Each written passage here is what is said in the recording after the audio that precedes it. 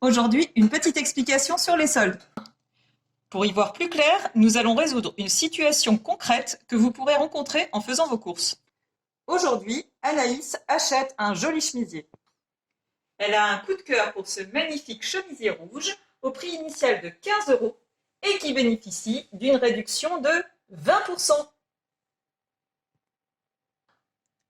Objectif, déterminer le prix du chemisier après réduction. Pour ce faire, il faut maîtriser le produit en croix pour calculer un pourcentage. Ensuite, il faudra penser à déduire la réduction du prix initial pour trouver le nouveau prix. Tout d'abord, que signifie une réduction de 20% du prix initial? Cela signifie que pour un prix initial de 100 €, nous bénéficierons d'une réduction de 20 €. Ce qui signifie que le nouveau prix sera de 80 €.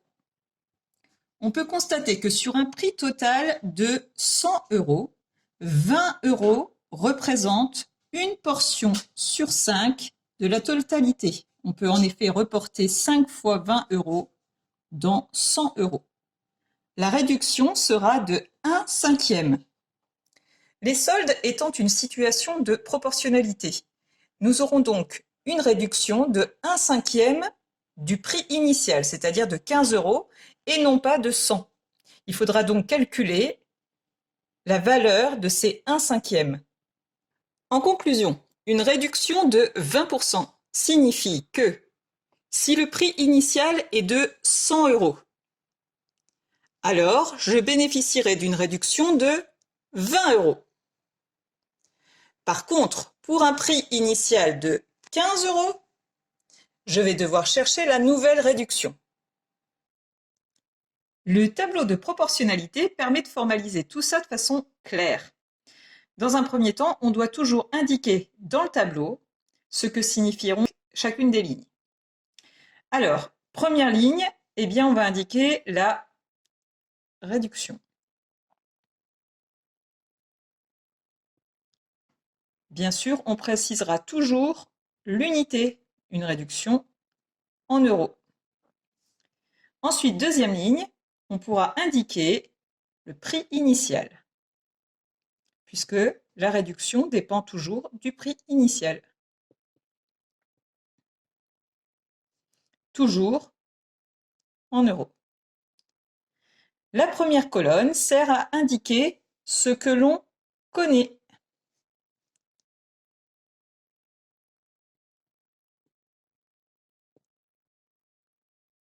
Ici, on connaît donc le pourcentage de réduction, c'est-à-dire qu'on sait que pour un prix initial de 100 €, on bénéficiera d'une réduction de 20 €. Dans la deuxième colonne, on pourra indiquer ce que l'on cherche.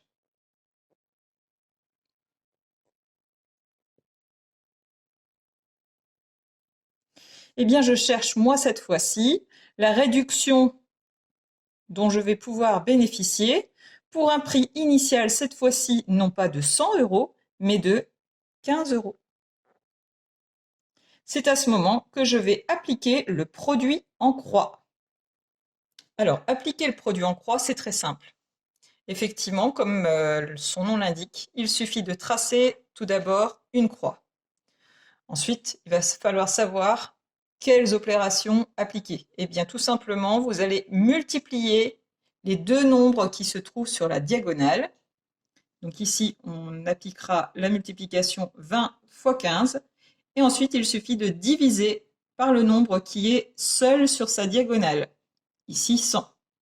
Donc, 20 fois 15 divisé par 100. Et le résultat sera inscrit dans cette case qui indique la valeur manquante.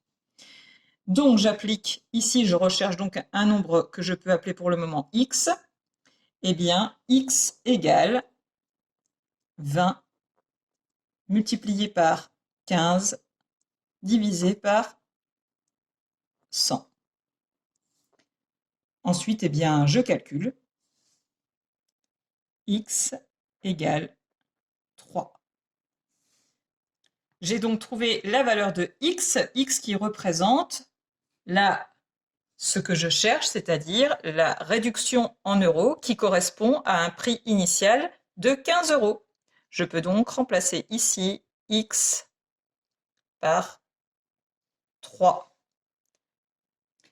Pour un prix de départ de 15 euros, la réduction est donc de 3 euros. Et si on regarde bien sur notre représentation de départ, eh bien, 3 euros correspondent bien à 1/5 du prix initial, comme nous l'indiquaient les 20% sur l'étiquette des soldes. Donc ça correspond exactement à ce qu'on avait pu imaginer. Alors maintenant, attention, le travail n'est pas terminé. Nous venons de déterminer la réduction, c'est-à-dire ce que nous allons payer en moins, mais nous n'avons pas encore trouvé le prix final. Alors, en synthèse, nous avions des soldes de 20% sur un chemisier dont le prix initial était de 15 euros. Nous venons de trouver, grâce au produit en croix, la valeur de la réduction, qu'on appelle aussi parfois remise, donc de 3 euros, ce que l'on paiera en moins. Il suffit donc pour trouver le prix final de faire une soustraction. On va donc prendre le prix initial, 15 euros. Ensuite, il suffira de soustraire la réduction, 3 euros. Ce qui nous permet de trouver le prix final, 12 euros. Bien sûr, dans mon calcul, je n'indique pas d'unité, mais je pourrais, si j'étais en situation de résolution de problème en classe, faire une phrase réponse, le nouveau prix